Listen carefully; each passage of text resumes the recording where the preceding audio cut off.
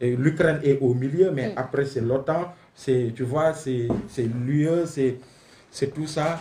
L'ONU est out, tu vois, c'est compliqué. C'est compliqué. Et sur le plan économique aussi, nos États bien vrai que Sorinenko, mais le blé est là, le pétrole est aussi, le gaz. Voilà. Tu vois, donc ça peut avoir des incidences, des répercussions.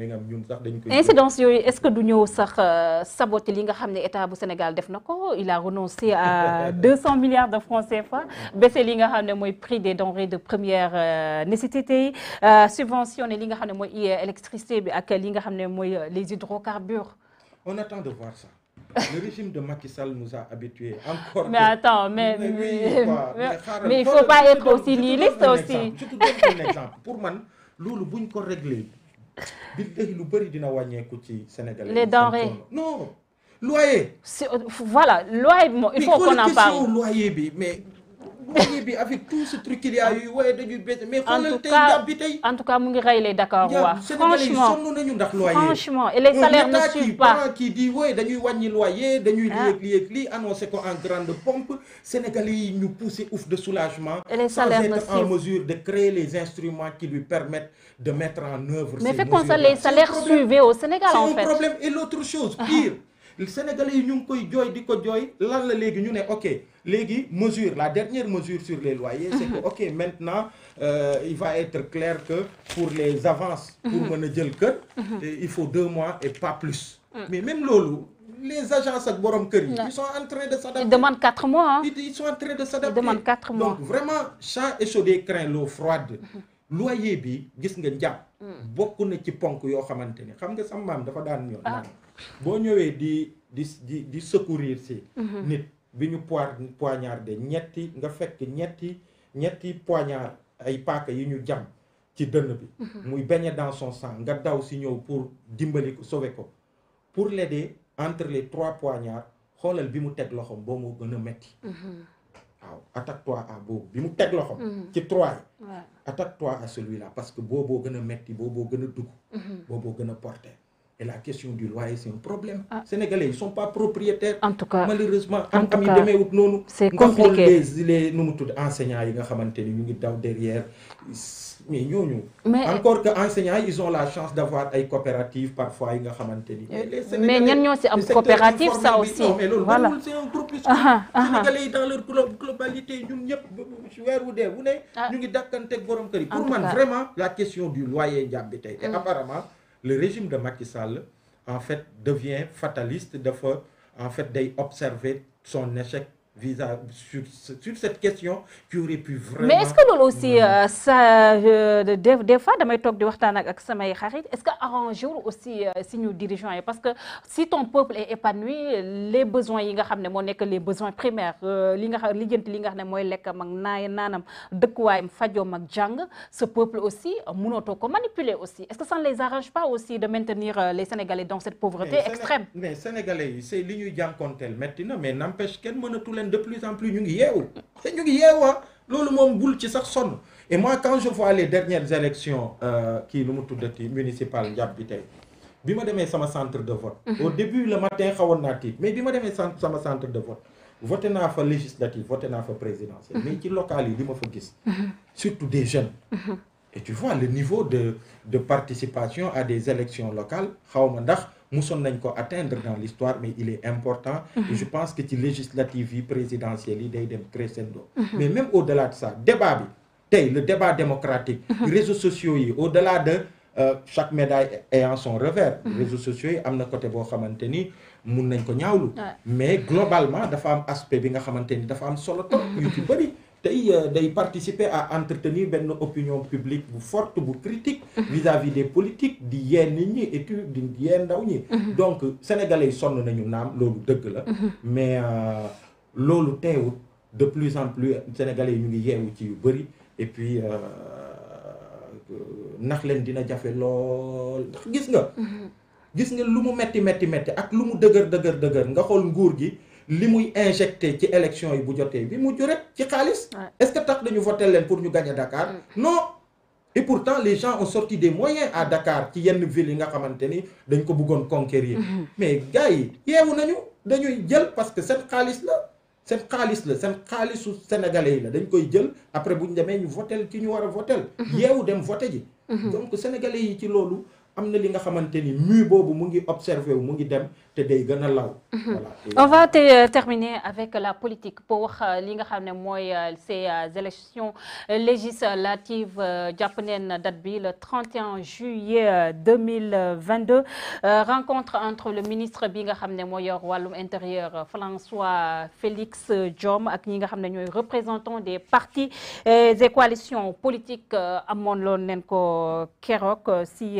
vendredi bi montant de la caution bi nekk aussi beneen problème buy plané si li nga xam ne mooy tenue de ces élections 15 millions qui ont été proposés par ñi nga xam ne ñoo nekk si bopp nguur bi les gens qui sont au pouvoir mais opposition bi ñoom si 5 millions de francs CFA si leen taxaw mu mel ni balaa ma yegg si ci loolu Ndiaye damay daal di rek lancer un message au Sénégal ne leen ibbi nañu période de révision exceptionnelle des listes. yéen a ngi ciy communiqué bu baax sax ñu ngi ciy communiqué dina dem ba le 27 mars incha allah.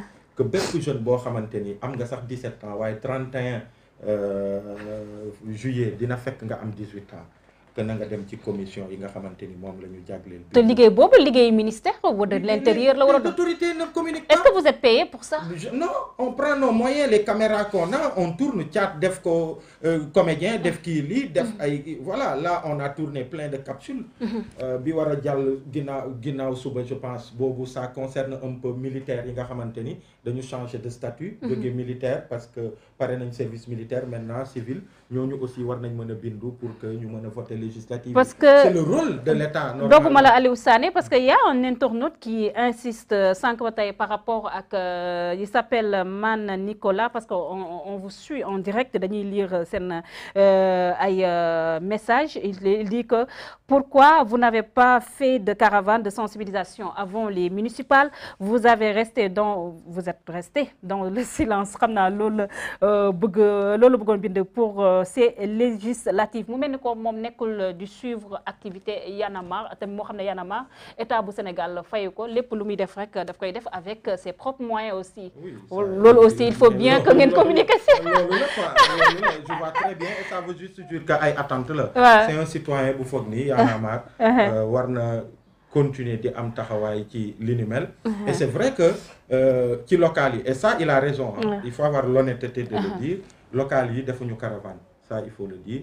On a fait des choses et surtout ci mbirum vote bi on a fait des choses qui ont eu un impact sur parce que sénégalais yu bëri xamuñu woon ñaari yoon voté ñaari yoon voté ñetti yoon donc voilà def nañu lu bëri lu jëm ci loolu waaye nañ dalal xelam rek wax ko ni fi mu ne nii lu jëm ci législative yi d'ailleurs commencé nañ déjà à travers ay spot ci mbirum inscription yi mais ci fan yi di ñëw dinañu amal aussi ay caravanes un peu partout pour ñaax ndaw ñi ñu dem inscrire dem bindu ji au maximum surtout ndaw yi nga xamante ni dinañu am 18 ans fileeg le 31 juillet mais militaires yi aussi et puis ki nga xamante ni da nga bëgg changer lieu de vote c'est le moment boo bëggee changer comment on dit adresse électorale c'est maintenant qu'il le faut par exemple boo doon Dakar nga doon voter léegi nga bëggoon voter Kédougou nga bëggoon voter Kolda wala feneen c'est le lieu maintenant dem ci commission yi pour que nga mën a changer adresse électorale boobu. Est-ce que question Mané Nicolas bi est-ce que mun na ko jàppee pour une question fortuite est-ce que tamit jàpp nañ ni le mouvement Y'en a marre deful sensibilisation ci élection locale yi peut-être parce que dafa négocier yi nga xam ne moo nekk sorti kilifa ak ki nga xam ne mooy Simon Kouka avec l'État du Sénégal. Jamais de la vie. Y'en a marre de négocier quoi que ce soit.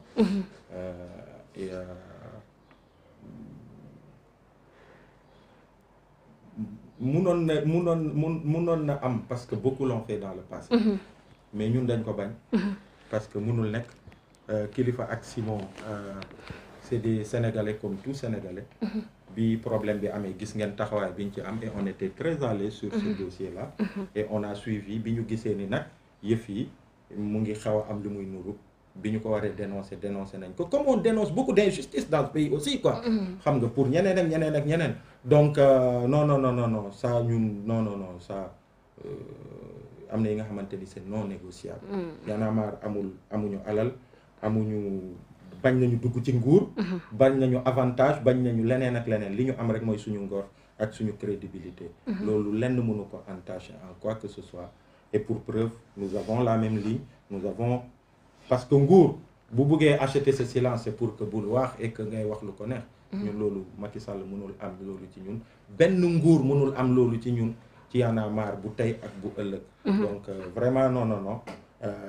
On n'est juste pas l'État, on est juste des citoyens aussi. Il faut que loolu aussi ñu xam ko quoi. Voilà kenn faluñu pour que ñu def ko. Man j'ai mon travail. Keneen il a ses choses à faire. On est juste des citoyens comme lui qui parle. Qui prenons des initiatives citoyennes. On ne nous a pas payé pour le faire. Pour preuve li nekk di lii nii là actuellement c'est le gouvernement, c'est l'État. Le ministère qui devait communiquer sur ouverture ou période de révision liste yi pour ñaax ndaw ñi ñu dem bindu ji. Ils ne le font pas. Ñun on est juste un mouvement citoyen. On vraiment dañuy def de notre mieux possible, mais on n'est pas l'État, on n'a pas les moyens de l'État, kenn joxuñu les moyens pour le faire. On le fait. Les spots qu'on fait dañuy jël suñuy caméra caat ñëw toog kii toog ñu abal ñu espace. ñu def ay scénario tourner bu dee caravane la ñu ut benn pick-up def ci sono et puis ñu def sensibiliser. Ali Sylla il demande demande laajal ma Aliou Sané où se trouve Kilifeu et le frère Simon. Ils sont où? ñu ngi ci jàmm ñu ngi fi man gisee na ak ñoom il y a peut-être 2-3 semaines. Parce que bi ñu génnee ba tey fekkoon na man bi ñuy génn sax fekkoon na newuma woon ci réew mi. Et donc gis naa leen ñu ngi ci jàmm ak salaam. Ils s'occupent bien de leur famille et ils prennent du recul en tant que citoyens parce que épreuve yi ñu traversé boo ko traversé quand même c'est pas évident. Donc ñu ngi ci jàmm ak salaam. Kilifeu va très bien je pense que actuellement mu ngi war a nekk ci Kazu Rajab. Et puis Simon aussi est là et ils vont très très bien.